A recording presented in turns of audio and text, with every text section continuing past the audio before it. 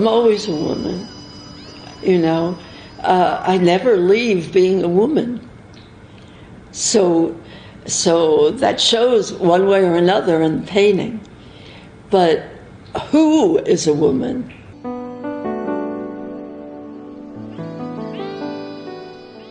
I really like working alone.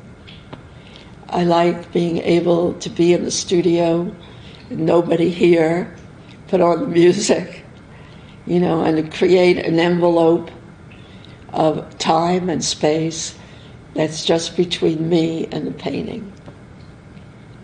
You know, what's happening there and what's happening there. And it's a conversation that you have with your painting, always, because you put something down and it tells you something that you didn't know before you got it down there on the canvas.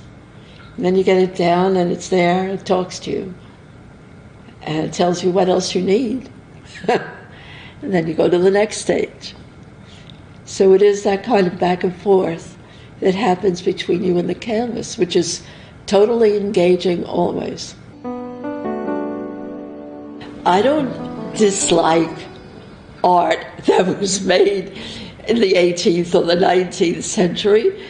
I grew up, you know, when I first saw those works in slides, I was knocked over. It's part of why I became an artist, because I loved everything from the Egyptians on down. So it's all part of who I am also, and they can't take that away from me and tell me I can't use that anymore. And I'm part of the main culture, but I am always a woman. And I bring, as a woman, other things to the work that maybe wasn't there before. Some of it is sheer rebelliousness, you know, is just a kind of confrontation with life, with things that are wrong in the world that you want to fix somehow. And that sense of confronting and feeling that you could have to do something, I think gives you the confidence to push ahead.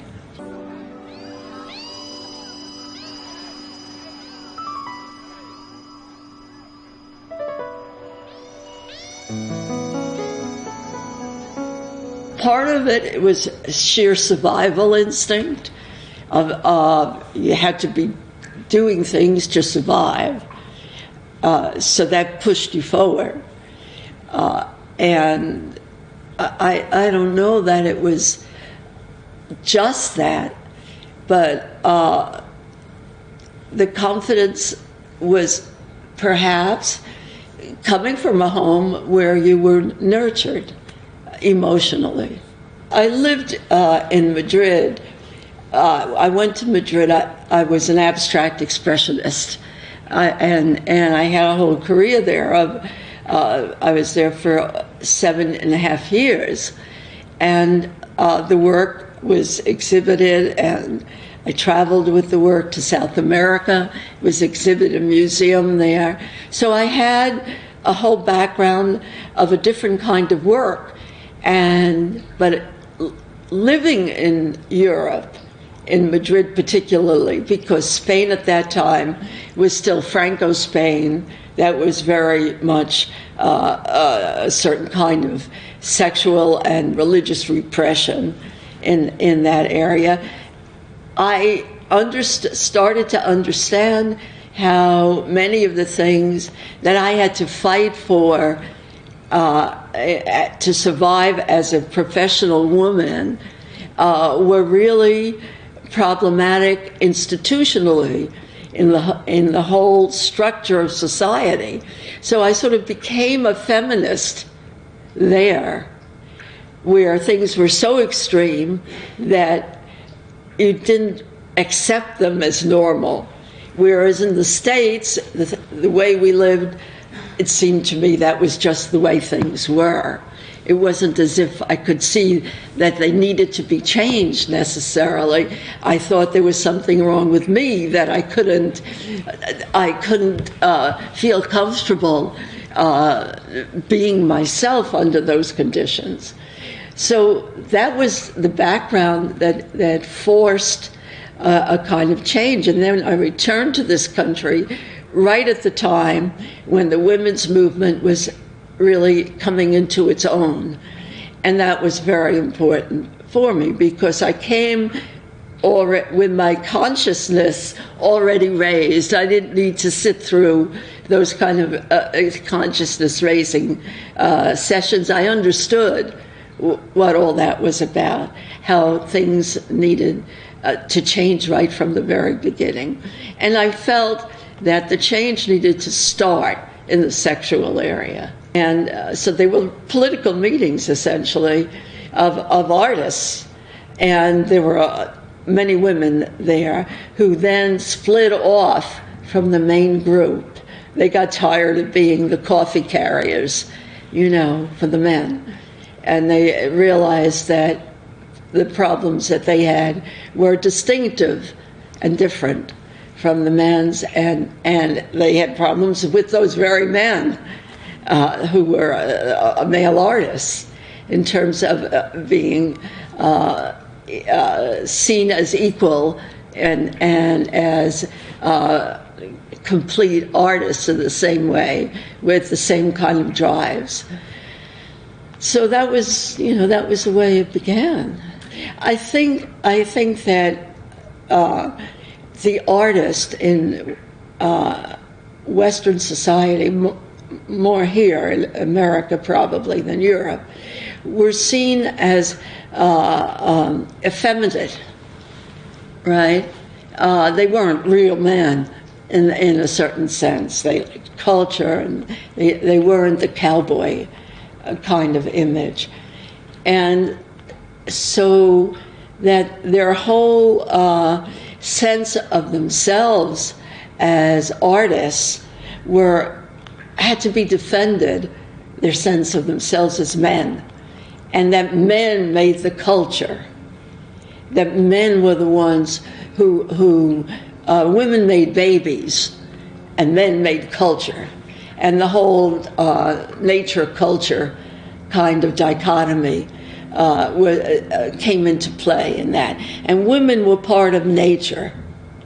They're like beasts, the breeders, right? So that set up, to begin with, that whole kind of discrimination against women artists, that they weren't. They didn't have the kind of muscular gesture to be able to make really strong work. They made work that was pretty.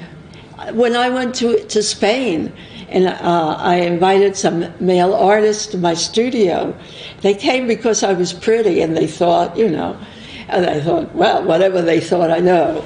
But they came and saw the work, and they said, wow, we thought we were coming to see pictures of flowers, right? And what was there was the Mayab X pictures, which were also very strong, So there was always that expectation that the women would do things that were very feminine and were, quote, weak, and not masculine. The men were the painters or sculptors who made muscular, strong, breakthrough work and determined the culture. The women's groups that got together, we tried to find what there was in our work that was distinctive and different than what was in the men's work, because they were always telling us it was not, and there were differences in the work. There actually were. There were certain themes that came through all the time. The men had the exclusive kind of right to do a certain kind of muscular painting. Don't forget, it was a period of abstract expressionism, and you saw that kind of expression of energy that was supposedly the province of men. The women, in reaction to all of that, decided that what the women did was different. But any of the work that was done in that way was immediately branded as not good enough, right? And the women did really interesting work that was considered eccentric and not mainstream. And so the women were determined to make it mainstream, you know, that it was just as mainstream as what the men were doing. It just was different. And the men didn't understand it. So there was a kind of reaction. It was a kind of reactive response to that whole syndrome of a certain kind of painting, the only kind of painting being mainstream and everything else being excluded. It was a reactive thing, so that then you weren't supposed to make painting, right? That was what men did. You're supposed to make all kinds of strange stuff. And you certainly weren't supposed to make nudes. And part of that was about breaking down the canon of what the history of art gave us as the canon of high art, and anything else was craft or not high art. We had to fight very hard to break it down, and there were you know, deliberate push to do art that was everything that was exactly what they criticized us for being. They said it was decorative, so we had a whole period of decoration and patterning, where the women, you know, were leaders in that field. And like I say, in the sculptural area, things that were made out of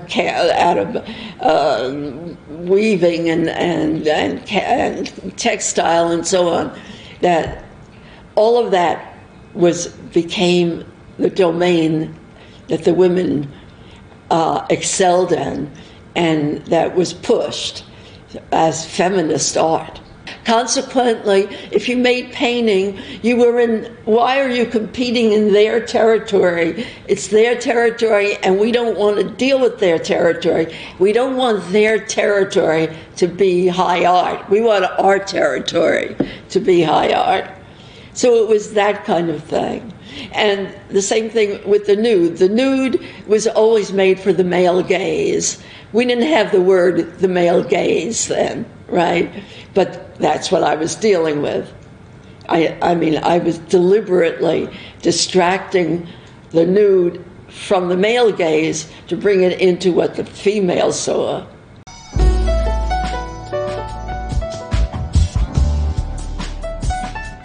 I loved color. I loved being free in color.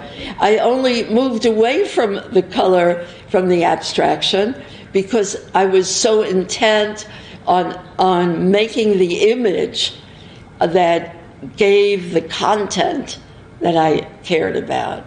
And as I started to work the nude, I needed to gradually make it more and more naturalistic, so that it registered the way I wanted it to, and not registered as something out of, like, say, German Expressionist art, right? So I gradually moved more towards a more photographic kind of color, right? But I never gave it up.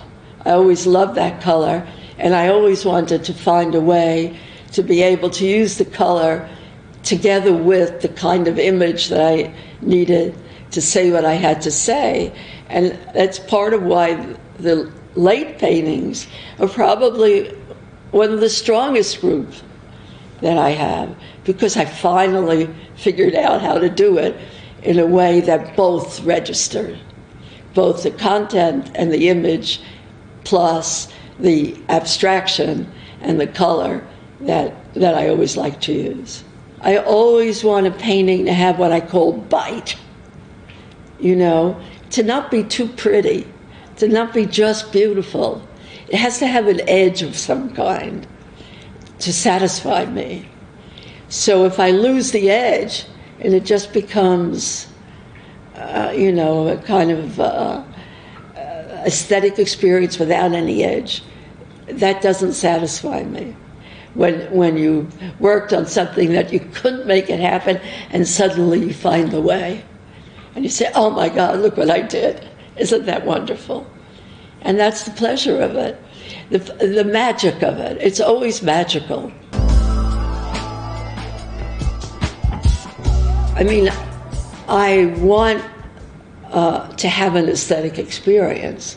I don't want to be deliberately ugly, right? But like I say, it has to have some provocation in it. That provocation for me is not grotesquerie, right? I mean, there's a lot of art that works with, it's almost like in literature would be a horror story, right? In painting, it's about making things that are really repulsive almost, either in content or in actual image. But it's not my nature, I suppose, to respond particularly to that kind of thing. So I still look for the aesthetic kind of experience of pleasure in the color, pleasure in the form, in how things hold together. They're more, the pieces, I think I've always thought of it more as iconic image rather than a narration. I want not the story to be told, I want the image to register. What I want it to be is about that image, and that the image registers. And that's the aesthetic experience, really, rather than the literal experience. So, in terms of the kind of thing that I've worked with, there's always the content, but it's not a narrative content. It's not a content about, oh, look, she's holding a camera, and yes, that's there, but it's the image of it, not the story of it.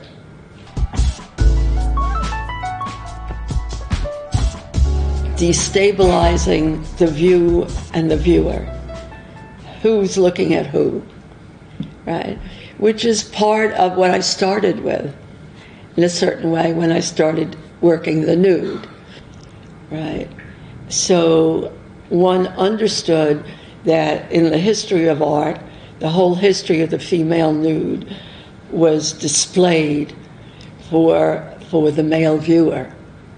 I mean, you could never look at any of those paintings. I mean, I don't know how a gay woman might respond to that, but as a heterosexual woman, I know that those paintings were not for my gaze. So I wanted to make paintings that would engage a woman also, and that would be that the person that is described in the painting was not a passive subject. And so I was very deliberate in thinking about that. And of course, I used different devices to make that happen. One was the self-image looking down, then the use of the camera in the picture, right? It happened accidentally that I took pictures in the locker room that I was doing, and I was in the mirrors. So I used the mirrors, right? But I use what's available, and then I understand how it functions and if it works for me. And I use it because it works for me to do what I wanted to happen, for you to know that when you looked at it, that what you saw in the painting was not a passive subject. It was somebody and something was happening there that was an activity that took control of what you saw, not that just allowed itself to be seen. It's always about here I am, you know, and that self-determination was the intent of the paintings. It was the intent so far as I was concerned, but I wanted it to convey to other women that they have that same subjectivity rather than objectivity, to become also self-determining. When I used the mannequins, I was also interested in the way the fashion industry and the whole culture puts up a model of the female form that is arbitrary, to say the least, you know. And so I was playing with some of that, of the idea of the flesh as it actually is in a human being, and the model that one is supposed to conform to. So I have like several paintings of myself with the camera, and in the background is one of the mannequins, so that you see that juxtaposition, right? So it wasn't so much intended as that kind of surreal object, you know, that comes alive, you know, the doll that becomes the reality. But it was really more about a kind of mass production of a female form, of a pseudo-female form, for which everyone needs to conform. And men would say, you know, women they're all the same. I mean, all of the jokes were about women are all the same, you know. So that permeated everything. So that's what I was really working against at the thing. Of course, as I say, the way it came across in the end was that they felt surreal to people, because the faces really spoke of anxiety and unhappiness. You know, they were sad faces. The concept of a desirable woman that have been created by man, of what is a desirable woman, and take it to the utmost degree, it becomes a doll, right? That has no mind of its own, that does everything you would like it to do, that is beautiful to look at. That's what a doll is. You know, you press it and it says, "Ma." It says, "Pa." Pa. Total passivity. And also it gives you total control. And to love, to need total control of the thing or the person one loves is a very common kind of syndrome.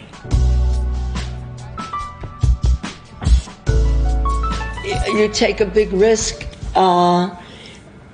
to follow a dream, to follow what you want to be, and not a lot of men can deal with that. You know, they want you to conform to the norms that are very much in their favor, that your interest should be their interest, not your own. It's been a problem straight along for heterosexual women in that way, because we will still want to be loved by men. I mean, and what men want has to also change. And how can we make them change? So The only way, it seems, is to take the risk that they won't love you as you are. And that's a risk, and sometimes you lose. There are just so many different ways that you have to step out to live as an artist. I mean, when I first moved here, my mother thought I was doing something terrible, right? When I was young, to live alone as a woman was something that you shouldn't do, right? It was not proper. To divorce was terrible back then. Now it's perfectly normal, but back then it wasn't, right? To raise children in a place like this was not normal, right? So I was not a good mother. I was not a good wife, right? All of those things.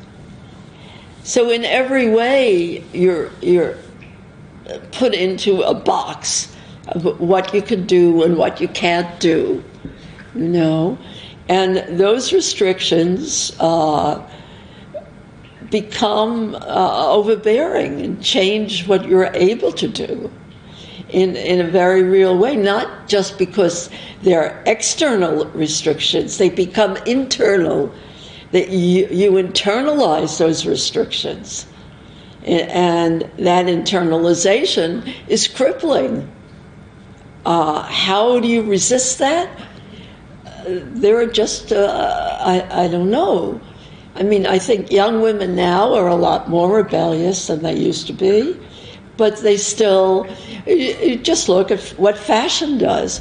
All of the different elements in the society come together to make that formulation of following a certain path. And the amount of advertising and that goes on, what the greater culture now in terms of movies and television has such a formative kind of effect on people. But yet with it all, we still have tremendous group rebellions, starting with I don't know what happened before, but the hippies, for instance, that changed a lot of things. But that was changed because birth control happened, right? So, you know, things are changing now because more women have to work. They work. So once they work, if they bring home better salaries, if they have better jobs, it's in the men's interest, self-interest also. So they start approving those kinds of things. But then the workplace has to change. You know, the power disequilibrium has to change. All of those things have to change for women to be different. It isn't just one thing, you know. I think one of the things that has changed is because women work so much, you see men taking care of children sometimes. You never used to see that. You never saw a man carrying a baby and pushing a baby carriage. You know, a man simply wouldn't do that. It was unmanning him. So they do now.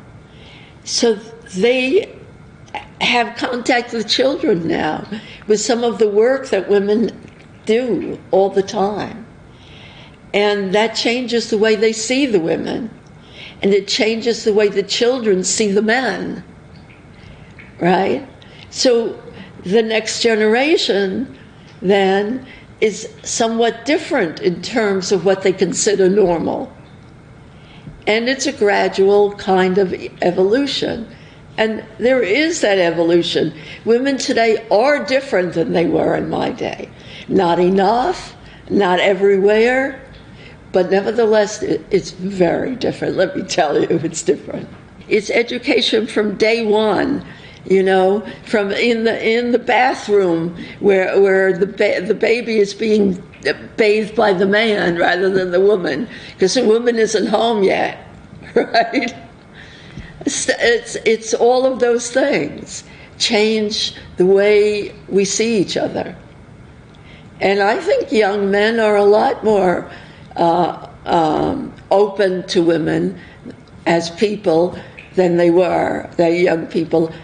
I mean, there's a lot of distortion around sex and pornography and all that kind of stuff. Those are big problem areas, I think. The sexual area is still a big problem.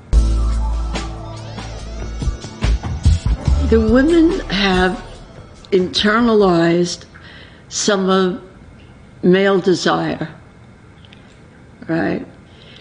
So that they don't understand the difference. And they think that as long as it's sexual and they're doing it, it's feminist. And they use some of the imagery that the men have used. They appropriate it. And they don't seem to feel that it is negative for themselves. I hesitate to even discuss it at times, because I feel that maybe I'm wrong. I could be wrong. I come out of a different background, from a different time. Maybe that's a new evolution that I just can't relate to because of what I come through. I don't know. They have to find their own way of confronting those problems. I think some of it is just that they're young, and when they're young, they don't really, first of all, understand where the repression comes from or how it's repressive. They're just reacting to the desire, and their way of reacting to desire is by complying and buying into the kind of imagery that signifies desire in the larger culture. And they don't understand how those kind of signals are signals that are demeaning to them, or how to create signals that are not demeaning.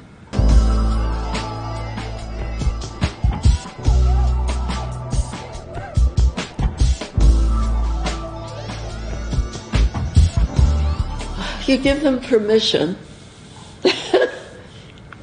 That's all you can do. You give them permission to do things that are outrageous, and also you give them permission to fail. I mean, today, if you get a divorce, your mother doesn't say, "What did you do wrong?" Right? She says, "What did he do wrong?" There's a difference, and that's all you can do is that permission. You don't tell your child you have to do this or you have to do that. You let them be who they can be. That doesn't mean you don't, talk to them about the problems and whatever it is, but it's a different way of being. In my generation, you were steered very clearly into what you could do and what you could not do. I was told by my father a million times, "You can't do that, you're a woman." Right? He loved me. It wasn't that he was being mean.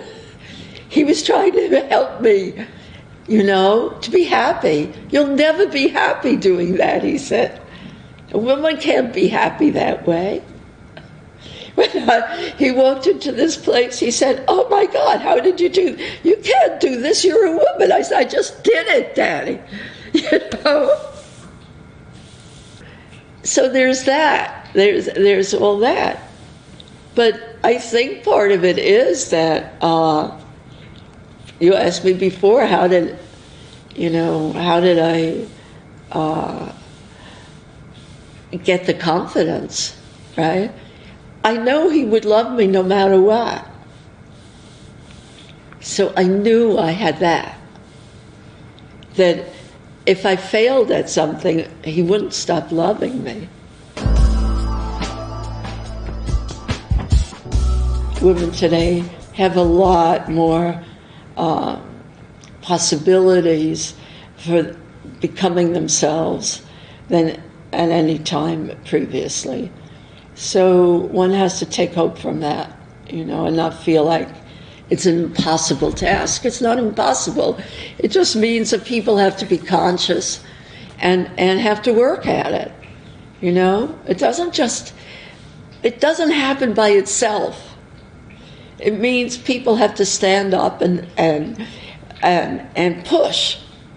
And if they're not willing to take the risks, well, then they're going to lose.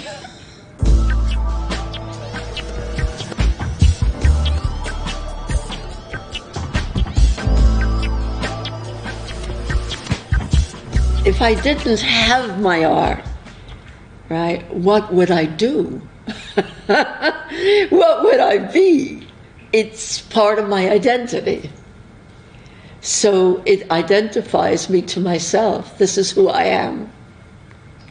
And if I didn't have that, I might feel somewhat lost. I'm not having that sense of, this is who I am, this is my purpose, And this is what keeps me interested. Otherwise, I might be terribly bored at this time of my life specifically, right? Where my children are grown, my partner has died, I'm alone now, but I have my work. If I didn't have that, I would be afraid of that, yes. So that's something that we all seem to need, that sense of a meaningful life. That gives one that feeling of having accomplished something and of being identified with something outside of themselves. Otherwise, you're just into that kind of nuclear family thing that many people are into. And I am very grateful to do what I do, because it gives me that way of having something external to myself that I can identify with and be a part of. And art was my way of doing something, of doing something that would matter. That's a way of not dying.